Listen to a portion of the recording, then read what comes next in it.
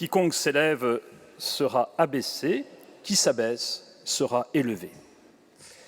Mes amis, ce n'est pas à qui perd gagne, et Jésus n'est pas en train de nous donner de petits conseils de stratégie humaine. Il nous parle de Dieu et du royaume de Dieu.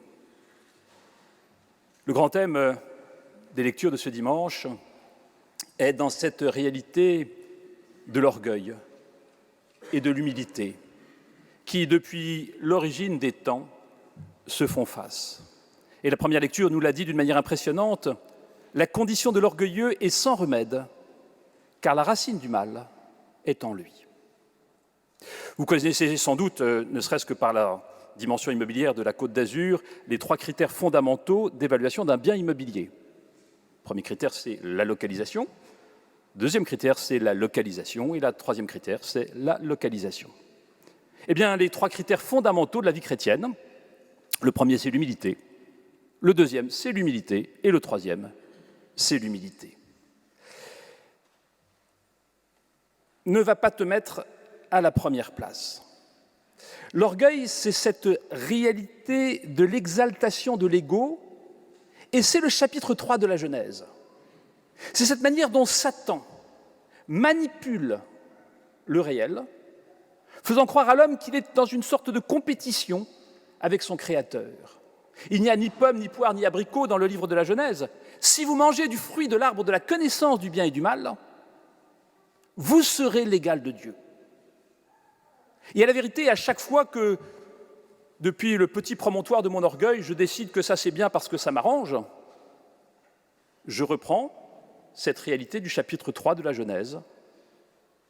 Je veux me faire l'égal de Dieu. Dans cette réalité folle d'un orgueil, où l'image même de Dieu est pervertie par le malin qui en défigure l'image, comme si Dieu était un potentat rival de l'homme. L'orgueil, c'est vivre pour soi, ne penser qu'à soi. Nous comprenons bien que le véritable égoïsme est celui qui ne pense à lui et qu'à lui quand il parle aux autres ou quand il parle des autres. Vivre par soi, se prendre pour la source même de l'être. Et nous comprenons ici combien le lieu de conversion est bien dans l'authenticité de la prière qui consiste à écouter, accueillir, recevoir, ce qui jalonne toute la première alliance. Écoute, Israël, le Seigneur ton Dieu. Et l'écoute est précisément ce lieu de l'humilité, où j'accepte de me recevoir d'un autre, de me recevoir du tout autre, et de recevoir de lui une parole de vie, de lumière, de liberté, de fécondité. Je ne suis la source de rien. Toute ma vie est dans l'accueil, l'écoute, la réception de ce que mon Créateur ne cesse de m'offrir. Va te mettre à la dernière place, l'humilité. Humilité de la créature qui n'est que réalisme, humus seul. Qu'as-tu que tu n'aies reçu? Si tu te fais suffisant, eh bien, suffis-toi à toi-même. Certes, il est important d'avoir une légitime estime de soi. Le grand commandement, c'est l'amour de Dieu et du prochain comme soi-même. Et accueillant ce que nous sommes comme un don de Dieu, il est légitime d'avoir une saine estime de soi-même. Il n'y a aucune abdication, ni sociale, ni psychologique, contre Marx ou contre Freud. Humilité, c'est-à-dire vouloir ressembler à Dieu, qui est humble, parce que Dieu est amour. La raison profonde de notre recherche de l'humilité, c'est de vouloir ressembler à Dieu. Et le Christ nous en donne cette illustration bouleversante du lavement des pieds. Dieu est humble, car il est amour, dans ce décentrement radical et essentiel. L'humilité, ce n'est pas avoir de petits désirs ou une petite vie sans ambition. C'est reconnaître que tout vient de Dieu. L'humble n'est pas le modeste, qui nie jusqu'à ses qualités les plus évidentes, mais celui qui ne s'en attribue jamais l'origine.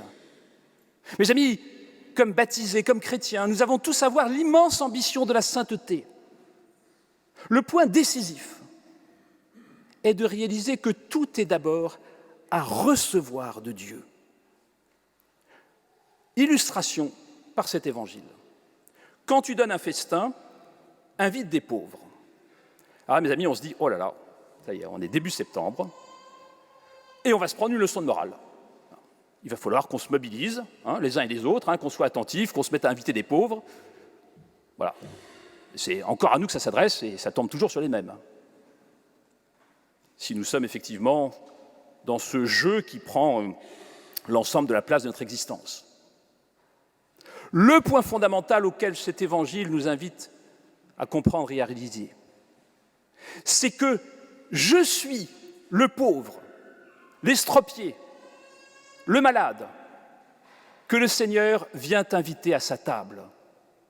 L'Eucharistie qui nous réunit est ce festin du royaume, anticipation de cette vie éternelle à laquelle nous sommes promises. Et voilà que si nous sommes ici tous réunis, c'est pas parce que nous sommes des forts ou des puissants, des riches ou des intelligents.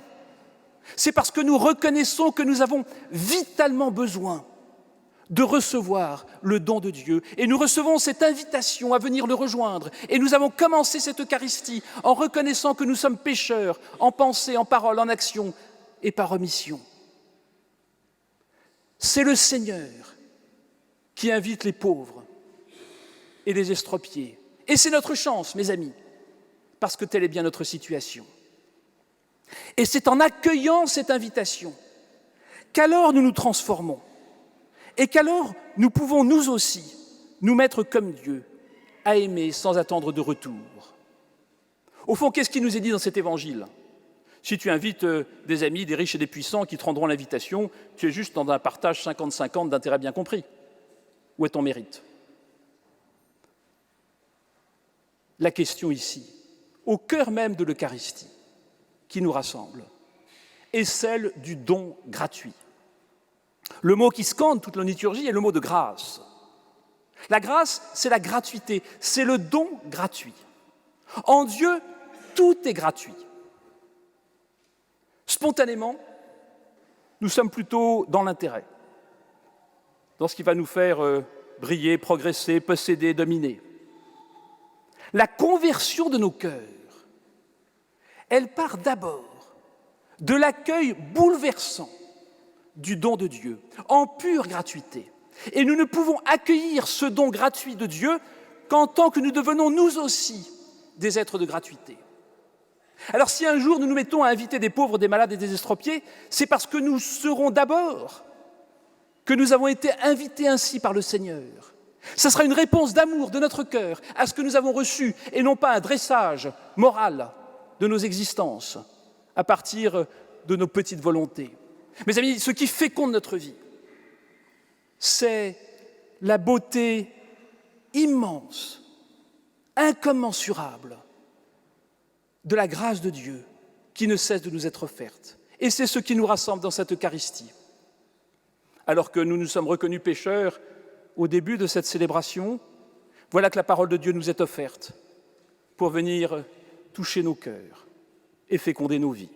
Et voilà que le corps glorieux du Christ ressuscité va nous être offert dans un instant sur cet autel en un don gratuit, bouleversant, qui nous invite à cette conversion radicale, qui est celle de l'humilité, celle de celui qui sait qu'il a tout reçu de son Créateur et qu'il a à recevoir plus encore l'éternité bienheureuse avec lui. Mes amis, et je termine ici, ce à quoi nous aspirons les uns et les autres, de la manière la plus vitale, c'est la vie éternelle avec Dieu.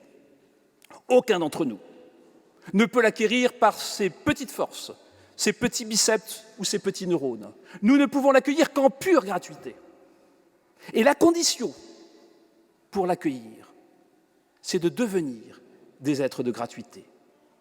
Puissions-nous nous laisser toucher par cet évangile et inviter au début de cette année à accueillir cette parole et cette force du Seigneur qui vient parler à nos cœurs et qui nous invite à cette conversion radicale où, à partir de l'humilité, la grâce de Dieu peut se déployer dans chacune de nos vies et dans le monde où nous sommes envoyés. Au nom du Père et du Fils et du Saint-Esprit. Amen.